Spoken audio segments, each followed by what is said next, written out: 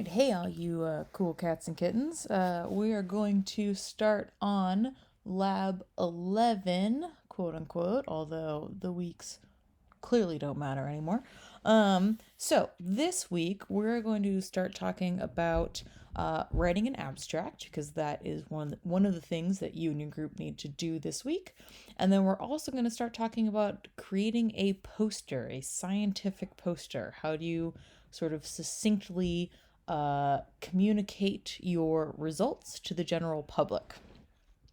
Um, just kind of looking ahead, we are in our last 3 weeks together, believe it or not. So, this week, and by the way, all of this information, of course, is on the not only the syllabus but also the course calendar, kind of that Excel calendar that's on Husky CT.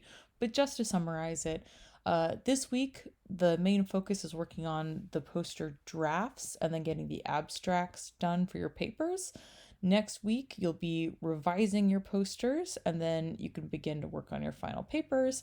And then the very last week of the term, you'll just be working on your final papers. There won't really be any group work or anything to do. We'll do some final peer evals, but that's about it. Okay, so let's talk about scientific abstracts, the abstract for your papers. So, first of all, what is an abstract? This is just sort of a mini summary of the paper that's put at the beginning of the journal article. So, you have undoubtedly seen these when you have been reading through the literature as you've been working on your own papers. They're basically just briefly introduce the topic of the paper and briefly summarize the whole paper. They summarize the hypotheses, the results, and the discussion. It's a quick read because its main purpose is to help the reader decide if an article is going to be worthwhile for them without reading the whole article. So you probably have done this in your own lit searches where you're looking for papers on some topic. Let's say it's like stereotype threat and stress or something like that. You find a paper, you think it's maybe a good one. Well, you don't want to read 40 pages of an article just to get to the end and realize it wasn't actually going to be useful for you. So that's why the abstracts are really helpful. It can kind of tell the reader what to expect before they read the whole paper. So the idea is that these should be interesting, short representations of what your paper is going to talk about. And they should be 200 words or less. All right. So as you're writing your own, they need to be no more than 200 words long. That doesn't include the title or your names. But the actual blurb itself needs to be very concise while still being sort of interesting and accurate. Okay, so like I said, it's basically just a summary of your paper. You're going to briefly introduce your topic and present the main hypotheses. You're going to briefly explain how you collected your data. You're going to briefly explain your main findings. You're probably not going to talk about all of them, but maybe just a highlight or two. And then you're going to just briefly talk about the importance of your findings, kind of within some broader context. So let's talk about an example of this. So this is kind of a made up abstract from an old 2100 project. So let's see. They start out in the first two sentences here by introducing the topic of their study and by discussing their hypotheses. In here, they say, this study investigated the effects of tempo on performance on a cognitive task. That's the introduction, right? We predicted that, that's the hypothesis, when listening to a faster tempo, students will take less time to complete the task with lower accuracy. In contrast, we predicted that students listening to a slower tempo will take more time to complete, but with higher accuracy. Okay, so in 3 sentences, they just introduced the topic and described their 2 hypotheses. Next, they move on to just very briefly talking about their methods. Here they talk about their participants, there were 96 of them, completed a Stroop test while listening to either a slow or a fast metronome beat. And notice they break up how many participants were in each of those conditions. That's what's marked by the little n there. Then they go on to briefly just talk about the results here. They say results revealed that listening to a faster metronome beat not only sped up participants' completion time, but also increased their accuracy. And then finally, they just have a one sentence implication here. They say that this suggests that the speed of any background noise can significantly affect students' cognitive performance. So here they gave basically a succinct, I can't say that word, a short summary of their whole paper, and they did it all in 115 words. So just to go back to this really quickly, so this is essentially what you will need to be doing in your group this week. These are due on Friday. And there are examples for abstracts on Husky CT under the writing resources. And there's a template that you can follow, which is under the Lab 11 folder. And you should actually turn in that template for me. So again, less than 200 words. You really shouldn't honestly spend too much time on this because abstracts can really suck up a lot of time if you let them. So really try to keep it simple. Try not to overthink it, but do make sure you have everything you need in there. Okay, so let's talk about making a poster. So like I said at the top of this is basically going to be kind of a 2-week project overall, but you're going to have a draft of it by the end of this week, really for next Monday. So posters are another way of sort of really succinctly presenting your group study or sort of research, but this way it's a much more sort of visual format. You're going to put basically all the parts of your study into a bulleted summary. And each bullet's going to be pretty brief, right? Like you don't really want 1 to 2 sentences per bullet point. You are going to have the 4 sections of your paper represented on your poster. So you're still going to have an introduction, a method section, a results section, and a discussion section all on your poster.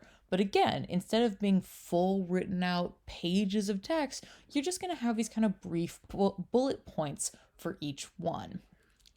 You should definitely use graphs and visuals in posters. Again, posters are very much a visual medium.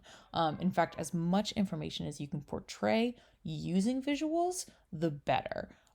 If you're sort of actually presenting a poster in a scientific conference, very rarely will someone actually read your poster. They'll just kind of look at it. So the more information you can give your quote unquote reader, really the person kind of scanning your poster quickly via your figures or images, that's really better. But posters are still something that you need to pay attention to APA format in. So you still need to have your in-text citations and your references all tightened up in APA format.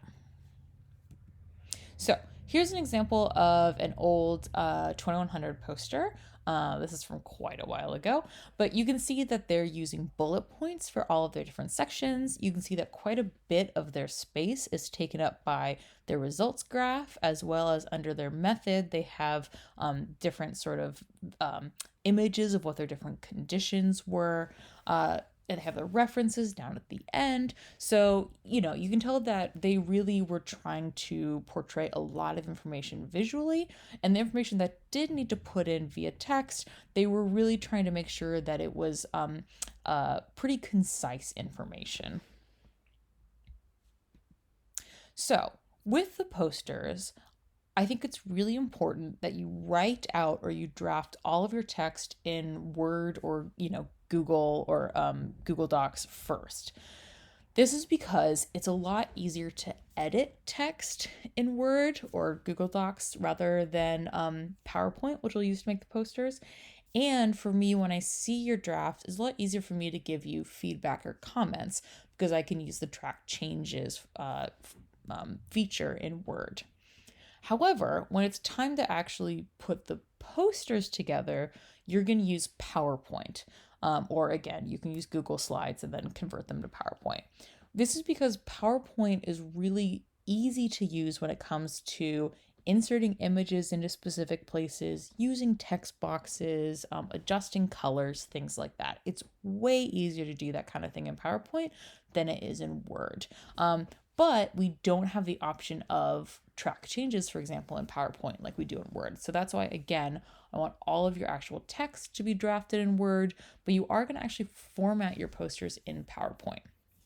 So there are some example posters on Husky CT under the writing resources folder. You can also Google for scientific poster templates too. That's fine. Or you can take these examples and basically delete all of their information, use them as templates. That's totally fine too. Feel free to play and get creative with things like colors and images and that kind of thing.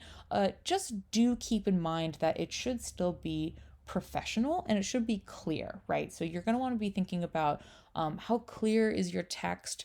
Is the contrast on the colors too much? Do the colors clash together? Basically, if you were to present this as a printed piece of paper, would it be easy for someone to read it as they were walking by? Because that's ultimately the goal of posters. Okay, so like I said, there's examples on Husky CT. You probably want to use PowerPoint. There's also several handouts on Husky CT under the writing resources folder. And then, of course, there's loads of APA formatting handouts for things like your references and your figures and things like that. If you want to use the UConn logo, this link here, which of course you can get to in the actual PowerPoint slides of this lecture that I'm going to post, this actually links you to things like the laurel leaf, the Husky, the UConn letters, things like that. So this is where you can actually download those from the source. So that's a really useful link to have for decorating your poster. Okay, upcoming due dates on the poster. First of all, the whole poster assignment and rubric is posted in the Lab 11 folder. So this Monday, the 20th, I'm going to need a draft of your posters. And what that means is I need a Word document with all of your text, as well as a PowerPoint that's sort of formatted and with things in place, like your figures or your tables, whatever text you have, put it in the PowerPoint as well. On the 27th, that's when the final posters are due. So I'll give you all the feedback after you turn it on the 20th, and then you'll incorporate it. And then when you turn in the final posters, you just need to give me the PowerPoint. I don't need another Word document. So I'll just need a PowerPoint with all the text and figures, tables, things like that, all formatted and beautiful. One thing to note, so if you noticed on the original syllabus, you were going to have to give an actual presentation as part of this assignment. I've scrapped that. It's just not worth it, I think, to try to do some kind of like a WebEx presentation, get the group together, have it it's not worth it. Y'all have enough on your plates right now. So we're just going to do the poster itself without the presentation. But that does mean that I had to adjust the point values on the syllabus. So the points that were going to the poster presentation, those are now those basically got cannibalized by my sort of view of your participation in this class. Which I feel like, and if you have questions about this, you can certainly email me or chat with me. But there have been a lot of assignments that haven't been formally assigned according to the syllabus. Things like the output that you had to turn in and the data cleaning. So I figure that will all kind of be covered by this rearrangement of these points. So again, if you have questions about that, definitely let me know. Otherwise, check out the adjusted points for this class on the new syllabus posted on Husky CT. Okay, as always, if you have questions, email me, post it to the FAQ discussion thread on Husky CT so I can respond to you and also that everyone can see the response. And then I am back to having virtual office hours this Wednesday from 2 to 4 on Eastern time. So if you have any questions at all as you're working on your abstracts, as you're working on your posters, definitely come talk to me. That's kind of my job. So you're not bothering me. You're not wasting my time. That's what I'm here for. So, all right, everyone, I hope you are doing well. I hope you are grabbing the sunshine as it's coming in. And I hope you are keeping your heads above water. All right. Thanks, everyone. I'll talk to you later.